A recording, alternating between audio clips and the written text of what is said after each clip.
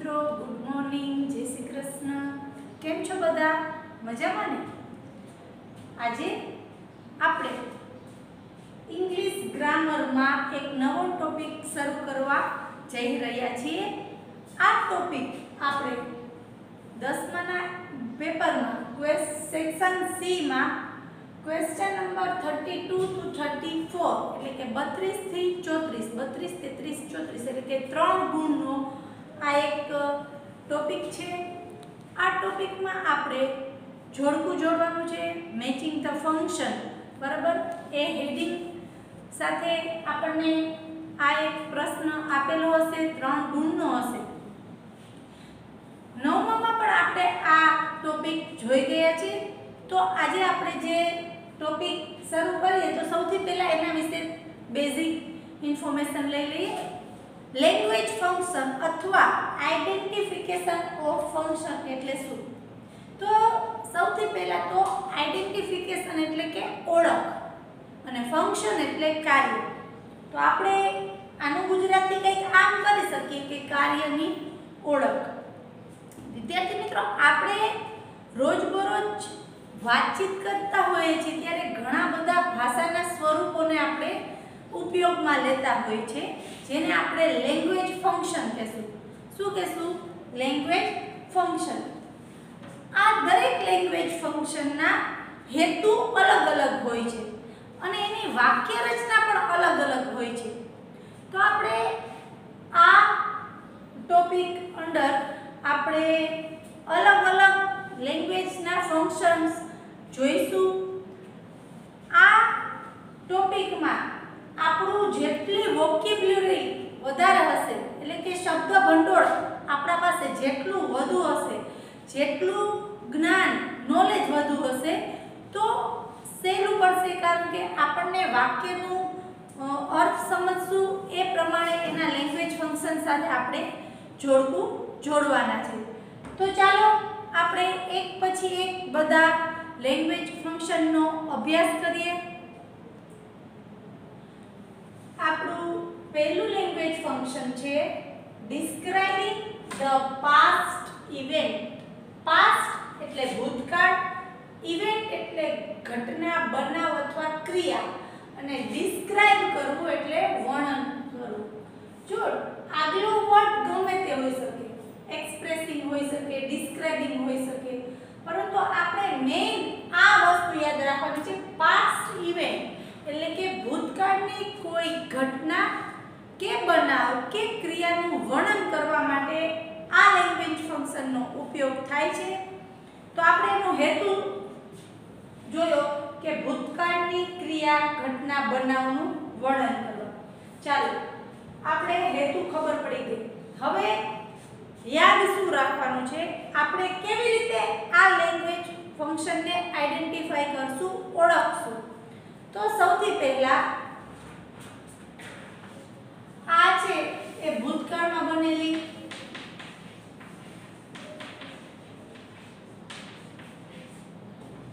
ઘટના, બનાવ કે ક્રિયા બતાવે છે.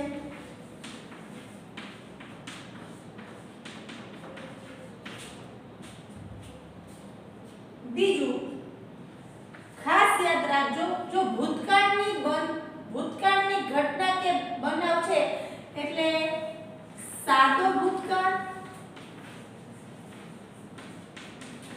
કે ચાલુ ભૂતકાળ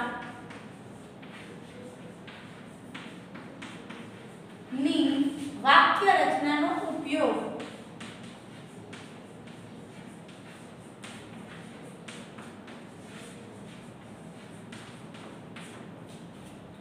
યાદ શું રાખવાનું છે? ખાસ આ યાદ રાખવાનું છે, સાદો ભૂતકાળ કે ચાલુ ભૂતકાળની વાક્ય રચનાનો ઉપયોગ વાક્ય હશે, જેમ કે for example, Mohan made a mistake in the classroom.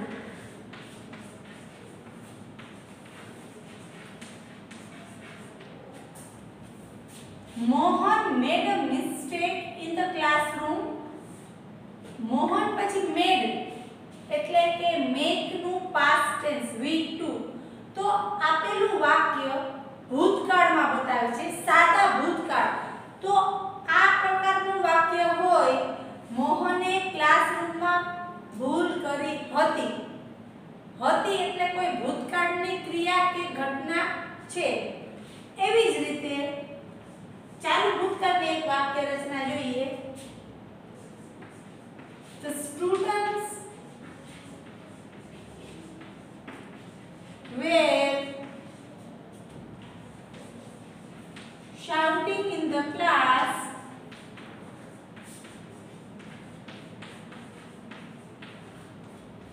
when the principal arrived. Were shouting. The students, વિદ્યાર્થીઓ રાડો પાડી રહ્યા હતા જ્યારે આચાર્ય ક્લાસમાં આવ્યા. તો આપણે પહેલું લેંગ્વેજ ફંક્શન એટલે કે ડિસ્ક્રાઇબિંગ ધ પાસ્ટ ઇવેન્ટ્સ, એમાં શું યાદ રાખવાનું છે કે જે વાક્ય રચના હશે એ સાદા ભૂતકાળ અથવા ચાલુ ભૂતકાળની વાક્ય રચના હશે. હવે આપણે બીજું લેંગ્વેજ ફંક્શન જોઈશું. બીજું છે આપણું language function expressing possibility. Possibility એટલે શક્યતા, શક્યતા બતાવવા અથવા વર્ણન કરવા.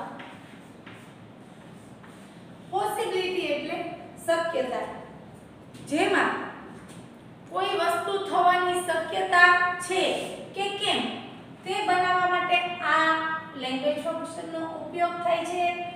અહીં આપણે વાક્ય રચના જોઈએ તો મે, માઇટ જેવા શબ્દો, મે અથવા માઇટ જેવા શબ્દો સહાયકારક ક્રિયાપદ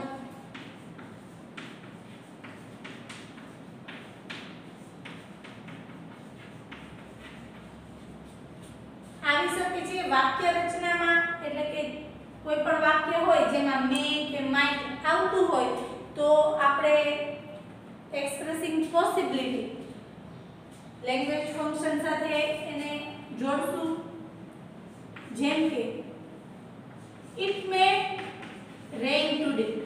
It may rain today. તો આપણે મે શબ્દ, મે સહાયકારક ક્રિયાપદ આવ્યું. કદાચ આજે વરસાદ આવે, શક્યતા છે, બરાબર. તો we might return late from the party.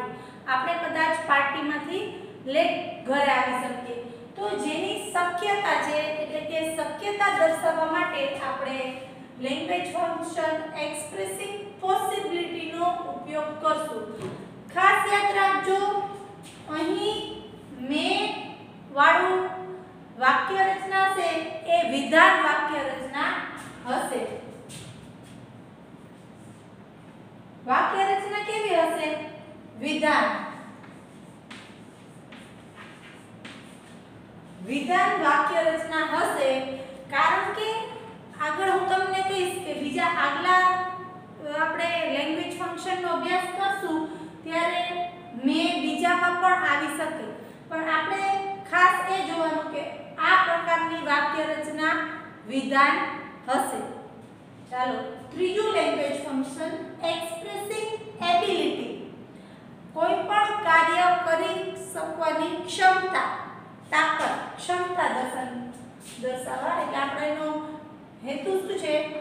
ક્ષમતા વ્યક્ત કરવા અથવા દર્શાવવા. I can do this, I can't do this means can અને cannot સહાયકારક ક્રિયાપદ નો ઉપયોગ.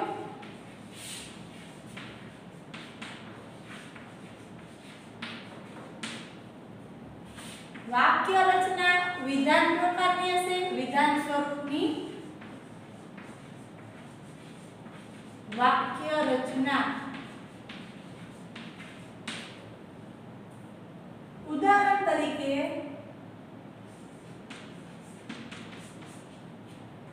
I can solve this sum. I can speak English. I can solve this sum. તો અહીં સહાયકારક ક્રિયાપદ can નો ઉપયોગ આપણે કર્યો છે, પરંતુ વાક્ય રચના કેવી છે?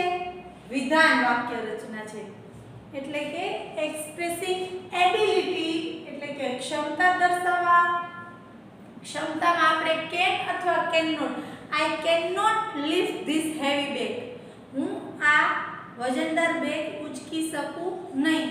તો કેન અથવા કેન નોટ નો ઉપયોગ વાક્ય રચના વિધાન. ફરી એકવાર એક્સપ્રેસિંગ પોસિબિલિટી એટલે કે શક્યતા સંભાવના દર્શાવવા. મે નોટ, માઇટ જેવા સહાયકારક ક્રિયાપદોનો ઉપયોગ અને વાક્ય રચના વિધાન પ્રકારની. બીજું એક્સપ્રેસિંગ એબિલિટી. એબિલિટી એટલે કે ક્ષમતા, કોઈ પણ કાર્ય આપણે કરી શકીએ કે નહીં એ દર્શાવવા માટે, જેમાં કેન નોટ નો ઉપયોગ. I can solve this sum. I can speak English. I cannot lift this heavy bag. તો આપણે એબિલિટી લેંગ્વેજ ફંક્શન નો આપણે ઓળખ કરશું, આઈડેન્ટિફાઈ કરશું. એના પછીનું લેંગ્વેજ ફંક્શન છે એક્સપ્રેસિંગ ઓબ્લિગેશન. ઓબ્લિગેશન એટલે શું? તો કે ફરજ દર્શાવવા. ઓબ્લિગેશન એટલે ફરજ દર્શાવવા. તો એમાં આપણે should not જેવા સહાયકારક ક્રિયાપદનો ઉપયોગ, જેમ કે for example we should respect our elders. We should respect our teachers. We should respect our elders. તો અહીં we should not speak a lie. બરાબર, આપણે ખોટું બોલવું જોઈએ નહીં. એ ઓબ્લિગેશન છે, એ આપણી ફરજ છે. We should respect our elders. તો કોઈ પણ જ્યારે આપણે ફરજની વાત કરવાની હોય તો આપણે લેંગ્વેજ ફંક્શન એક્સપ્રેસિંગ ઓબ્લિગેશન નો ઉપયોગ કરશું, જેનો હેતુ છે ફરજ દર્શાવવા માટે. વાક્ય રચના વિધાન હશે. વિધાન વાક્ય રચના હશે અને should અથવા should not નો ઉપયોગ થતો હશે, જેના દ્વારા આપણે એને ઓળખી શકશું આ ફંક્શનને, એક્સપ્રેસિંગ ઓબ્લિગેશનને. પાંચમું નંબરનું છે એક્સપ્રેસિંગ નેસેસિટી. નેસેસિટી એટલે જરૂરિયાત. જરૂરિયાત વ્યક્ત કરવા અથવા દર્શાવવા. નેસેસિટી એટલે જરૂરિયાત દર્શાવવા. આમાં પણ વાક્ય રચના વિધાન પ્રકારની હશે.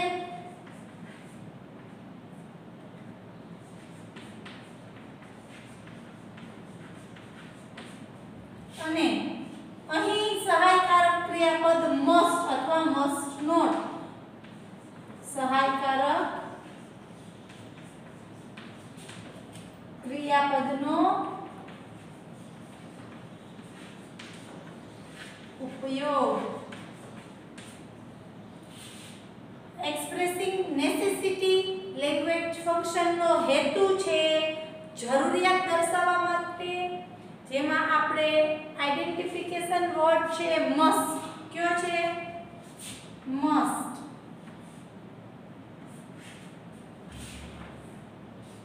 તો આપણે we must follow traffic rules. આપણે ટ્રાફિકના નિયમો જોઈએ. We must not blow horn near hospital. For example, we must follow traffic rules. આપણે ટ્રાફિકના નિયમોનું પાલન કરવું જ જોઈએ.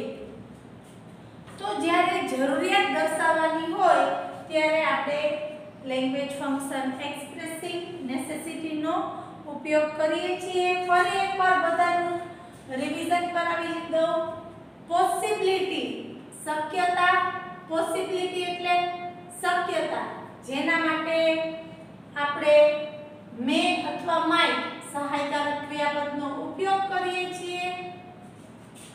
આ ચારેયમાં વાક્ય રચના વિધાન હશે, બરાબર. પોસિબિલિટી શક્યતા, એબિલિટી એટલે ક્ષમતા, એબિલિટી એટલે ક્ષમતા જેમાં સહાયકારક ક્રિયાપદ કેન કુડ નો ઉપયોગ. ઓબ્લિગેશન એટલે કે ફરજ દર્શાવવા, ઓબ્લિગેશન એટલે ફરજ દર્શાવવા જેમાં સહાયકારક શુડ નો ઉપયોગ. અને લાસ્ટ પાંચમો નંબરનું છે નેસેસિટી એટલે કે જરૂરિયાત દર્શાવવા, અહીં સહાયકારક ક્રિયાપદ મસ્ટ નો ઉપયોગ. ચલો આ સમજી લીધા પછી હવે આપણે આગળ જોઈશું. છઠ્ઠું લેંગ્વેજ ફંક્શન છે એક્સપ્રેસિંગ ફ્રીક્વન્સી એન્ડ મેનર એટલે કે આવૃત્તિ અને રીતભાત. મેનર એટલે રીતભાત અને ફ્રીક્વન્સી એટલે આવૃત્તિ. વિદ્યાર્થી મિત્રો, આવૃત્તિ એટલે શું? તમને ખ્યાલ છે 9મા ધોરણમાં તમે ગણિતમાં આવૃત્તિ વિતરણ આંકડાશાસ્ત્રનું ચેપ્ટર તમે ભણેલા જ છો. એમાં શું આવતું હતું કે કોઈ એક સંખ્યા છે કે કોઈ એક શબ્દ કેટલી વાર આવે છે એ પ્રમાણે તમારે એક આવૃત્તિ વિતરણનું કોષ્ટક તૈયાર કરવાનું હોય. આપણે એક વાર આવે, બે વાર આવે, ત્રણ, ચાર, પછી આપણે પાંચમી વાર આમ કંઈક કરતા હતા, યાદ છે ને? આને કહેશું આપણે આવૃત્તિ. એટલે શું થયું કે આવૃત્તિ એટલે કોઈ કાર્ય કેટલી વાર થયું, કોઈ કાર્ય કેટલી વાર થયું એ દર્શાવવું, એને આવૃત્તિ કહેશું, બરાબર. આવૃત્તિ એટલે કોઈ પણ કાર્ય કેટલી વાર થયું તે દર્શાવવા. આ એક્સપ્રેસિંગ ફ્રીક્વન્સી મેનરનો હેતુ છે કોઈ કાર્ય કેટલી વાર થયું તે દર્શાવવું. આ દર્શાવવા માટે આપણે કેટલાક ક્રિયા વિશેષણનો ઉપયોગ કરશું. તો સૌથી પહેલા આપણે જોઈશું તો કે કોઈ પણ કાર્ય, આ લેંગ્વેજ ફંક્શનનો હેતુ શું છે? કોઈ પણ કાર્ય કેટલી વાર થયું તે દર્શાવવા આપણો આ હેતુ છે આ લેંગ્વેજ ફંક્શનનો. હવે ઓળખ, આપણે એને આઈડેન્ટિફાઈ આ લેંગ્વેજ ફંક્શનને કેવી રીતે કરશું? તો થોડા ક્રિયા વિશેષણો છે, જેમ કે ઓલવેઝ એટલે કે હંમેશા, ઓલવેઝ એટલે હંમેશા. નેવર ક્યારેય નહીં, નેવર ક્યારેય નહીં. ઓલમોસ્ટ નેવર લગભગ ક્યારેય નહીં. સમટાઈમ્સ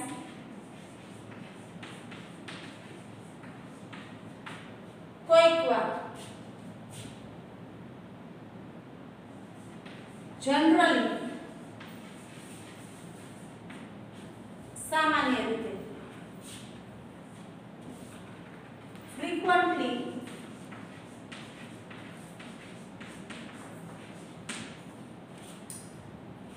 ફ્રીક્વન્ટલી એટલે વારંવાર. રેરલી ભાગ્યે. Occasionally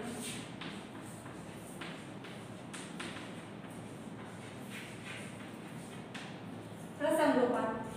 always, never, almost never, sometimes, generally, frequently, rarely, occasionally. આ બધા ક્રિયા વિશેષણો શું બતાવે છે? કોઈક વાર, ક્યારેય નહીં, હંમેશા, કોઈ વાર, ભાગ્યે, પ્રસંગોપાત આ બધા ક્રિયા વિશેષણો બતાવે છે કે કોઈ પણ કાર્ય કેટલી વાર થયું. તો આપણે આના એકાદ બે ઉદાહરણ જોઈએ.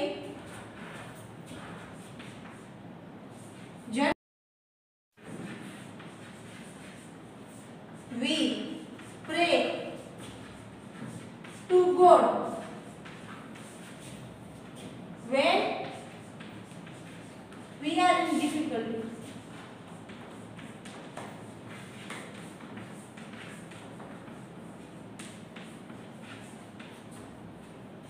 સામાન્ય રીતે આપણે ભગવાનને ક્યારે યાદ કરીએ? જ્યારે આપણે મુસીબતમાં હોય, બરાબર. એક્ઝામ ટાઈમ હોય ને તો મંદિરના ચક્કર જરા વધારે લગાવીએ, કા તો કે થોડી ભગવાન આપણે મદદ કરશે. આવું બનતું હોય છે. જ્યારે ભગવાન ક્યારે યાદ આવે? જ્યારે આપણે તકલીફમાં હોય, when we are in difficulty. ખરાબ પરિસ્થિતિ હોય, ખરાબ સિચ્યુએશન હોય તો આપણે ભગવાનને તરત યાદ કરશું. તો આ પછી બીજું એક ઉદાહરણ જોયું. She always pray to